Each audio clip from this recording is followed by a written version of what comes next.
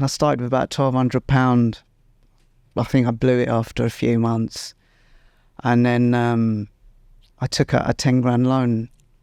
And so like people in my community, they know this about me. I don't think you know, but we'll tell it for everyone. So I turned 10 grand into £3 million by the time I was 24. That is amazing. Oh yeah, it didn't stay like that though. And by the time I was 25, I lost it all. So what would you say to these people who look at these influencers online who are doing these flipping challenges and are showcasing it, and people are looking up to these people thinking, yeah, this is 100% possible? What would you say to those people who are looking up to these gurus that are making people believe that these things are possible when it comes to trading? Complete nonsense.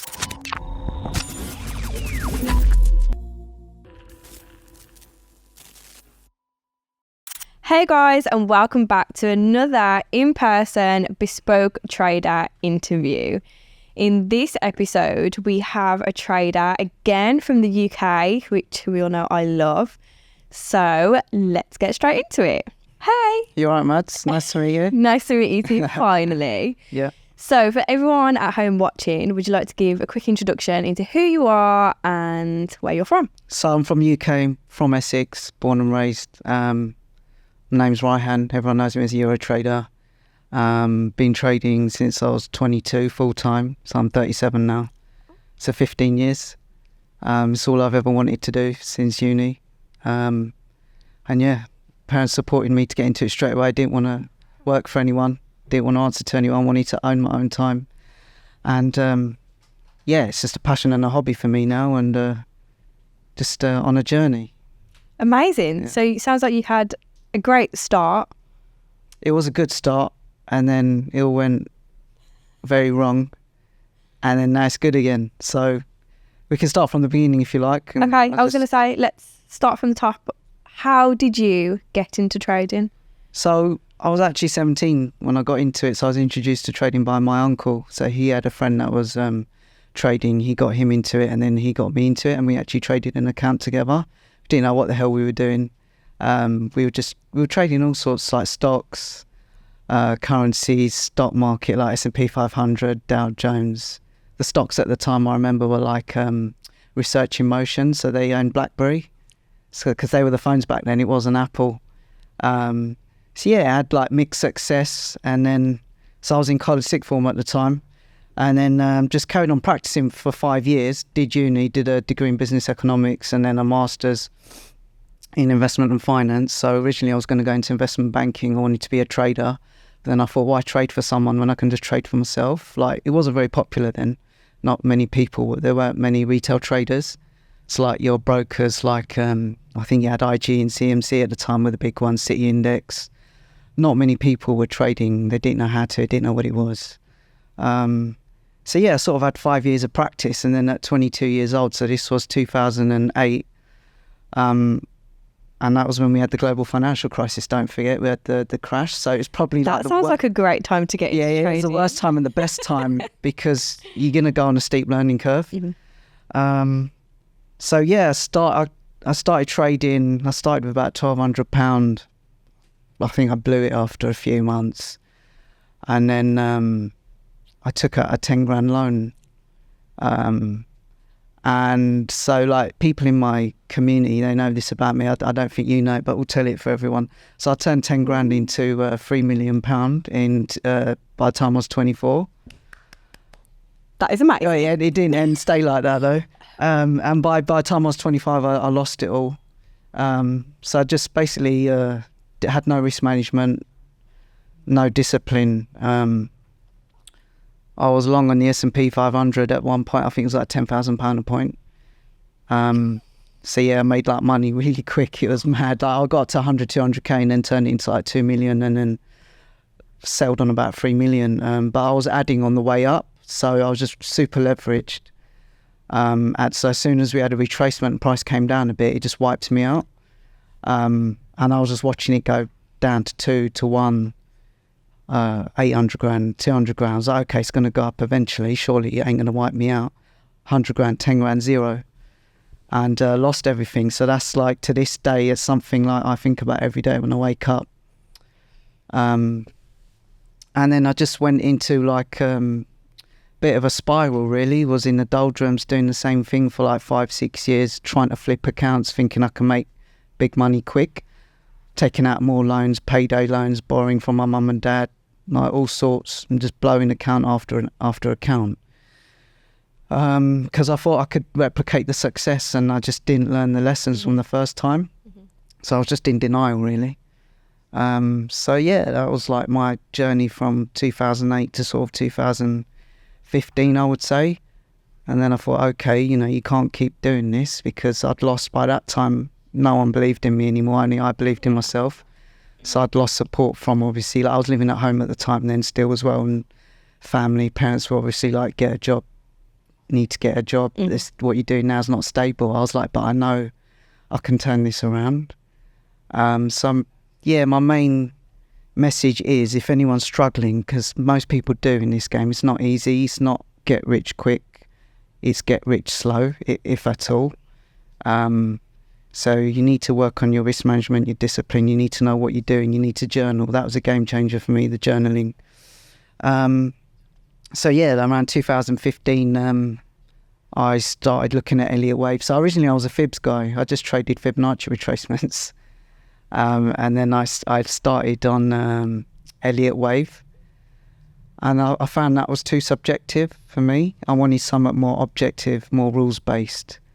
So I started combining it with Fibs and Fibonacci extensions as well. I don't know if you know what they are. A lot of people don't know retracements. Bread and butter, Fibonacci. Yeah. So extensions, you got the 3 points and it gives you a target. Yeah, so I've learned how to combine that with candlestick structure.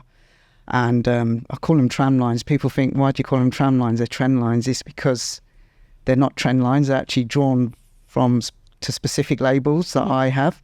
So basically, I've just developed my own labelling system that gives swing trades reversals on a 4-hour time frame. And that's what I've been working on. And I've got to the point where I am now. And yeah, I'm the best I've ever been right now, but I literally still improve week to week. So I'm like twice the trader I was 6 months ago. And people in my community and in my private group, they notice it as well. They're like, your trades are just like, you're on fire at the moment. And it's been like that for a few months. And that's just because of my journaling and all the analysis that I do, all the hours that I put in. I put in tens of thousands of hours over the years, literally, like even now, like every day. Like, so yeah, I've been working on my balance, work-life balance as well. But I used to be just like on the charts all day.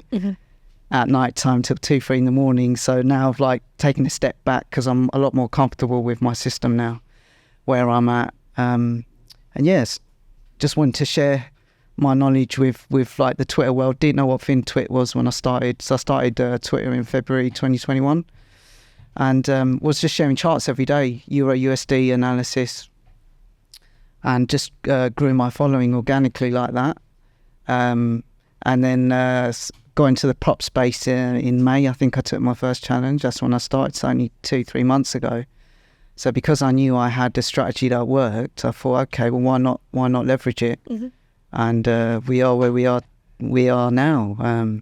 At first I was sceptical, actually, for prop firms. I thought they were a scam, but I could tell you they're 100% not. So yeah, that's where we're at, really. Got my private service that I started just over a year ago. That's growing really well. Obviously, all like the payouts and stuff it's growing exponentially now. I do mentoring, so I help people. I teach them my strategy. That's growing. I've got a lot of demand for that. So yeah, all my time's just taken trading and doing my mentoring and just being there for my community. Your journey has definitely been a roller coaster, to say the least. Big time. Yeah. What would you say to someone, so going back to flipping, let's call it flipping the 10k to 3 mil. Yeah. What would you say to someone who is looking at these people who, because let's be honest, doing that 10k to 3 million, it was luck. Yeah, it was luck. You didn't have any strategy behind it, obviously, at that time that you did it. Yeah. So what would you say to these people who look at these influencers online who are doing these flipping challenges and are showcasing it, And people are looking up to these people thinking, yeah, this is 100% possible. What would you say to those people who are looking up to these gurus that are making people believe that these things are possible when it comes to trading? Complete nonsense. They're just influencers. They're probably not even traders. They're just trying to get followers, or they know someone that owns the broker and they're gaming the results for MT4, MT5. It's a load of nonsense. Can we swear on this? Yeah, come on. Yeah, it's bullshit. It's just it's a load of crap. I don't pay attention to them. I just delete them. I get them rid of of my feed. But people ask about it in my Telegram community. They were like, "Is this possible?" I'm like, of course it's not. Like, it takes months and years. Like, when I start mentoring people, I say it's not going to be days and weeks and months. It's months and years. Took me 10 years. Yeah. So why is it going to take you 1 year or 6 months? With a mentor, you can cut that learning curve. You can shorten it a lot. But even after I teach you everything I know, I can teach you it maybe in 3 months, 4 months. But then it's going to take you another couple of years to get consistent with it and be comfortable and master it. So yeah, it's not possible. And if you do it one time, you're going to lose it like I did. Yeah. Straight away. So you need to learn to be consistent and have risk management and risk. Well, I risk 2%, but that's because I'm really that's quite high compared to most people. I advise everyone like 1%. A lot of prop traders say 0.5%. But I have quite a high win rate on my setups. They're quite high probability setups that I take. So yeah, you're not gonna.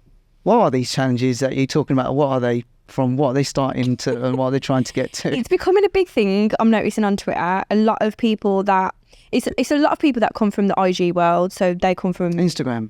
Yeah, I say Instagram is like it's people pretending to live the champagne lifestyle on lemonade wages. If you want the real stuff, you've got to go to Twitter. I think this is the thing. So a lot of these people are now coming to Twitter with their scams, the things that they've been doing with IG, and they're quickly getting shut down, and they're really confused why. And we're like, because on Twitter, we want a reasoning behind everything that you're doing. We want to know your business. Yeah. We want to know why, how are you doing this? We want to see proof. And it's just becoming a big thing, I think, lately on Twitter, where these IG gurus are coming over and trying to show off these challenges, which obviously on Twitter there is still people who want that shiny penny. They want to know how to get rich quick. So these people are obviously seeing that and trying to gain something from those people. Yeah, it's they're just scammers, aren't they? I mean, what else can you say about them? We just need to educate. When I see one of those posts, I'll make a comment and just say this is nonsense. And a lot of the other prop traders, big followings, they'll chime in and say the same thing as well. And then I just get them off my timeline. Yeah, I agree. That's the best advice, guys. Just get them off. Yeah. So again, going back to the flipping that 10k to 3 million, what would you say was the biggest psychological impact that had? And also on the back of that, do you think that you would be where you are today if you hadn't gone through that? No, 100%. I needed to go through that.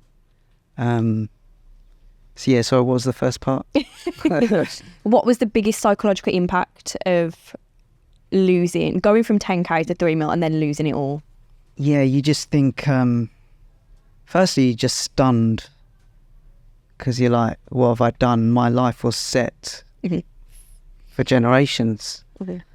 Because I had the money for a few couple of months. I was looking at houses. I was going to buy like £1 million house in Emerson Park in Essex. I was looking at mansions and I was going to buy it for like because I lived at homes. It's for my mum, dad, everyone. That they all had hopes and dreams and they thought, life's going to change. And so it was really a big impact on me. It wasn't just on me, like my mum, my dad, everyone. I don't think I went into like a depression, but it was pretty close.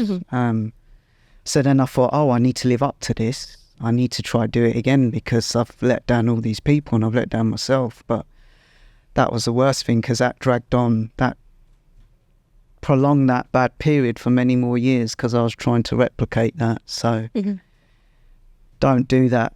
Do it slowly and consistently and have a strategy first that works. So that's why I spend years just focusing on that. A lot of people focus on like mindset and stuff, but I've always come from the other direction. I actually focus on the charts and the analysis because, like I said, I wanted to come up with a system that's rules-based and objective, and then I knew everything else would flow from that.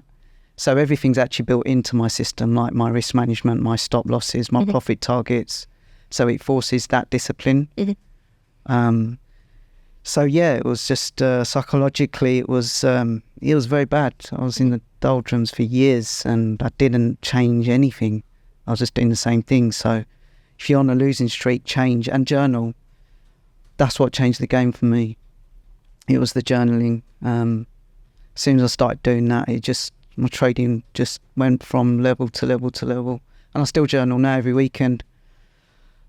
That's what keeps me sharp and on top of my game. So, yeah. That makes a lot of sense. Going back to where you speak about discipline and obviously having that system and then the mindset aspect kind of falls into place. What would you say to someone who, because I think when it comes to discipline, you either have it or you don't as a person in general. And if you don't have it, if you want to be a child, then you have to build that. What would you say to someone who doesn't necessarily have that discipline naturally? What could they do to improve that discipline? What could they do to improve the discipline? Because I think a lot of people who come into trading, I know me for one, I'm naturally not disciplined. Okay. So this has been a journey in itself for me in being disciplined in all areas of my life. Yeah. So when it comes to the charts, it becomes natural. So for someone that is like me and isn't coming into this game with that natural discipline, has a lot of tilts, can't stick to a plan, what could you recommend for them to do? Write everything down. Write down your plan. So I have everything, all my rules written down on a Microsoft Word document. So when I'm doing my analysis, I'm always referring back to that. That's like my Bible, really. So like most people journal metrics on Excel, I journal structures because I trade based on structures. So I've got different types of setups that I follow, and every time I see that repeat, I'll put the date, the duration that it lasted, and then like set bullet points on what to look for, like similar things. And so yeah, you need to journal. Discipline, yeah, like if you're losing money, just stop. Like it's a definition of an insanity, right? Like doing the same thing and expecting a different result. Take it from me, I did it for like 10 years, just under. So just stop. Seek out a mentor. It works. I had a mentor when I started. It was a trading room. That's how I got into fibs. So I learned a lot from him. Try and soak up what knowledge you can. Find what works for you. Get rid of what you don't like. Find out what your trading personality is. I'm a swing trader. You might like to be more active. You might be a scalper, or you might want to trade more than one pair. I just trade one pair. I just trade Euro USD. So that's what keeps me disciplined, and that keeps me busy enough. Don't go into it full time and quit your job if you're not consistent. That's another one. Make sure you've got another source of income. Make sure you're comfortable. Don't put your life savings into it. Just start with an amount that you can afford to lose, because there's very few people that don't end up losing that money. I do know traders that haven't, but they're few and far between. Yeah. So yeah, I think that's it really. Okay, I like that. Moving on to the prop firm space a little bit. What is the difference in trading personal funds to trading prop funds? Do you trade it differently or do you trade it the same? So prop funds, because they have like a template in place like max drawdown, daily drawdown, it actually makes I'm actually a better trader in prop than I am in my personal accounts, because those limits are there, like 10%, 5% a day, 10% max. Like I'm on the position calculator every day. When I enter my position, I say, okay, what's my account balance? What's my stop loss? Because I know my stop loss before I enter a trade. I know where my invalidation is. And then I put like 2.5% risk. And then it tells me what my position sizing should be. When I was trading personal, at the beginning, like for a good few years, I was trying to flip it. And even when I was more stricter, like you'll be successful on one trade and then you think, oh, let me just risk a bit more on the second trade because I want to grow it. I want to grow it quickly because I didn't have that discipline. So prop, and it forces you to have that discipline, because otherwise you'll lose the account. I mean, there's people that lose accounts and they pay for other challenges, but I haven't lost a challenge yet. I've passed every single challenge that I've done. So all the funding that I've got, they're all like first time challenges. Wow. And I've not failed any challenge, and that's like unheard of. Everyone I was speak literally to. about to say, I Yeah. don't think I've ever spoke to anyone who hasn't failed Yeah. a single challenge. Well, that's the benefit of trading for like 15 years, isn't it? Beforehand. So 100%. it's all that experience that I have. Yeah. I probably, now I've said that, I'll probably jinx myself and I might fail one, touch but I don't like losing money, so I don't want to lose the money that I pay for a challenge. I want that money back. Yeah. So yeah, I think that's it. I like that. Yeah, that's really cool. What has your experience been like with Bespoke? Bespoke, so like Max, I don't know if it was Max or the Bespoke Twitter page. I think when I did so I'm funded 200k, I got 400k's in phase 2 at the moment. So God willing, we pass those soon. You will.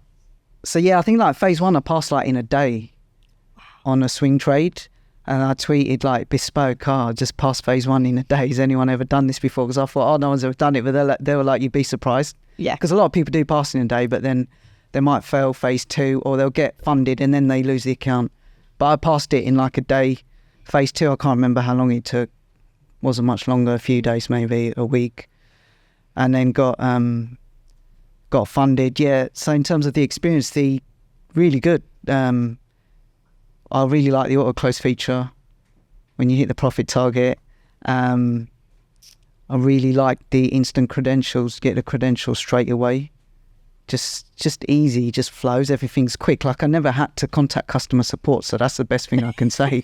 Like I've never had to contact customer support. That's why I always rave about Bespoke, because I've just had a flawless experience with them from start to finish.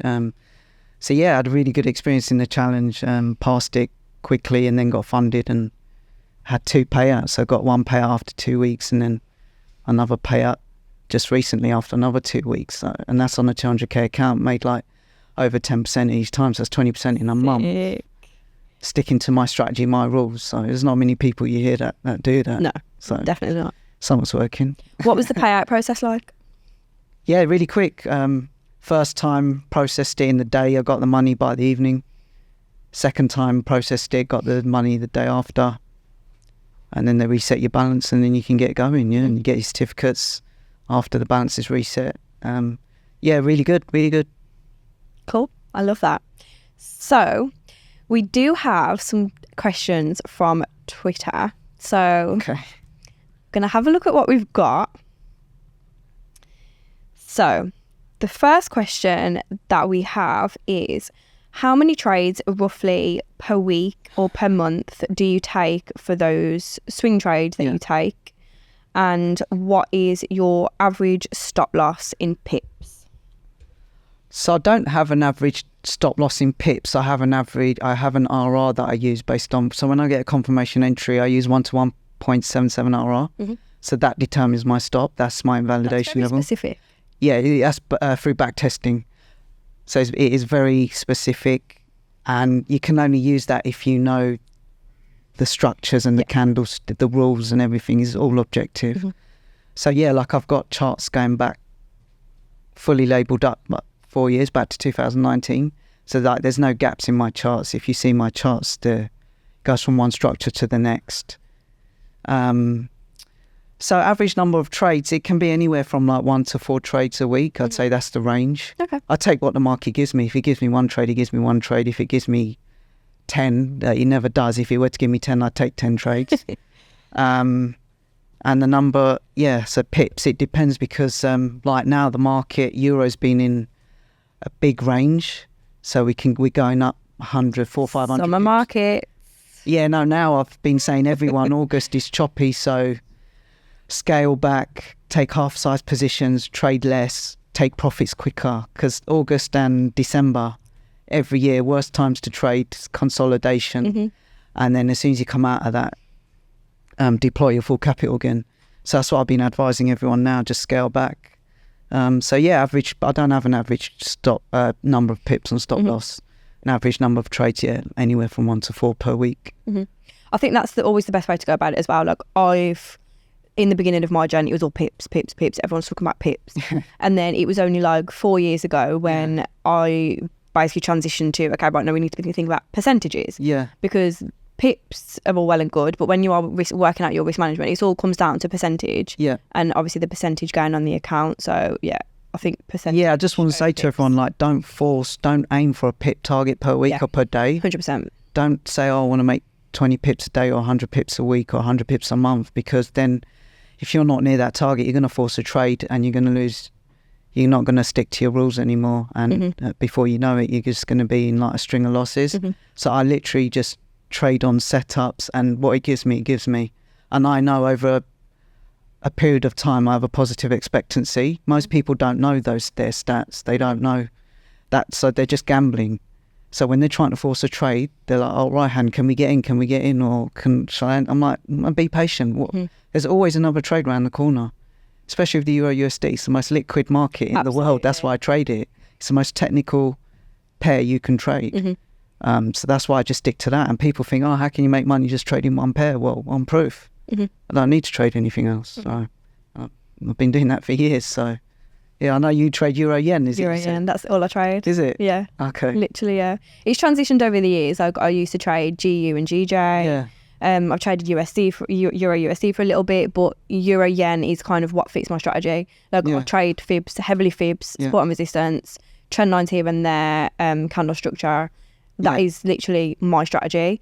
So Euro Yen, I've found that is the best pair that fits in with how I trade. So that's just what I've stuck to. Yeah, I used to trade S&P 500 Dow, cable and Euro dollar, and then I eventually just narrowed it down to Euro dollar, and it's, I'm enjoying it. Like, just to master one pair took me 10 years, so I don't want to add more.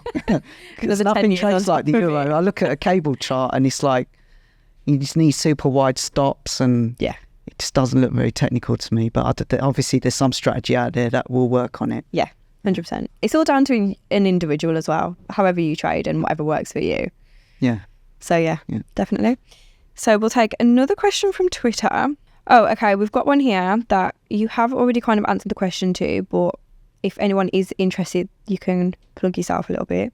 So it is, the trades you take to pass these prop firm challenges, do you share to subscribers on a Telegram or any type of group? So I share my trade ideas, like my charts. The entry is never going to be exactly the same, because obviously by the time I write it out, because I don't get in using limits, I have to wait for like a 4-hour candle close and then enter on the open of the next one. So where I enter, like I'll post my chart analysis. So I have a private signal service, Linktree, Twitter. You can click on there. It's all through Telegram, and that's why you can get access to like all my chart analysis. Is way more detailed and frequent than what I post on Twitter. And I'll post like my entry, my it's not even a TP, like it's market exit as well, so it's never like exactly the same, but they're my private charts. What I post on Twitter is a more simplified version. So like on TradingView, I have like my layout, and then I have my Twitter layout. So Twitter gets another chart, and can't give all the source. Yeah, they get it later. If you want the best stuff, you got to come through. You get a 2-week free trial, so it's a win-win. You can't lose. Makes sense. And it's growing massively. It's going from strength to strength. We're doing really well. But just got to be a bit careful now during August. I'm so glad you've said that.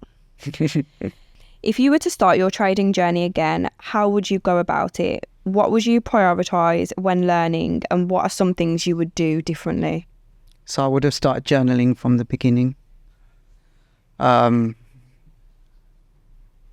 Risk management is important because I didn't have any risk management. So you need to have risk management. So when I say risk management, you need to be strict with whether it's 1% you're risking. So my position size is determined by my stop loss. So whatever that is, that will determine my position size. So that's key. What I would do differently? So I journal from the beginning. Understand that it's get rich slow process, not get rich quick. Don't like gamble like I did. Don't take loans out. Do it with money you can afford to lose. Oh, and a big one as well, I want to say, so because I'd lost the support of a lot of family around me, I had to take myself out of that. Mm-hmm. As soon as I did that, that's when I just went through the roof. My trading went through the roof. I had to be around people that supported me. Mm-hmm. So I just kept my circle very small. And yeah, I had to leave home. I left home because of it. And Oh my God. yeah.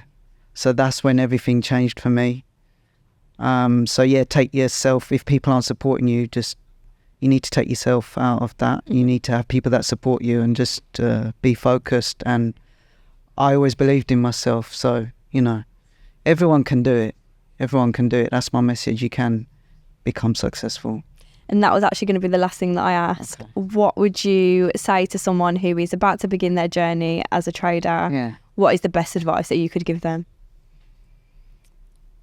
Just repeating myself, really. You need to practice and have a strategy first. Also, don't think just because you're profitable on demo that it's going to translate to live market. You need to have real live market experience.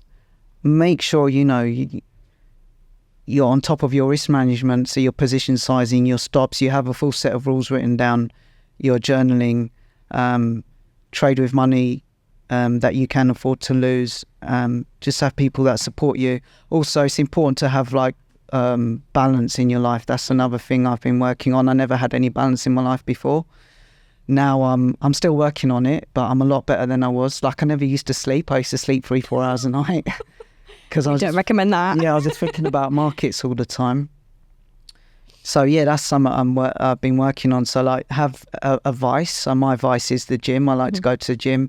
And it's not just the physical benefits, it's 50% my physical and it's 50% about my mental health. So I go to gym. I like to cook because my dad has a restaurant, so I come from a restaurant family. So we love food. So I love to cook. I love to go to the gym. And you need to have that time where you're not looking at markets. I have people messaging me weekends, day and night, 1, 2, 3 in the morning. I would try and answer people straight away. Yeah. But now, I will just not look at the phone because I won't get a break. I won't be able to sleep. I'll get no rest. So you need to give yourself that mental break from trading as well. I love that. Final question is a question that we have asked our previous interviewee. And their question is, what is your ultimate goal in life? My ultimate goal has always been financial freedom. That's the reason why I got into trading.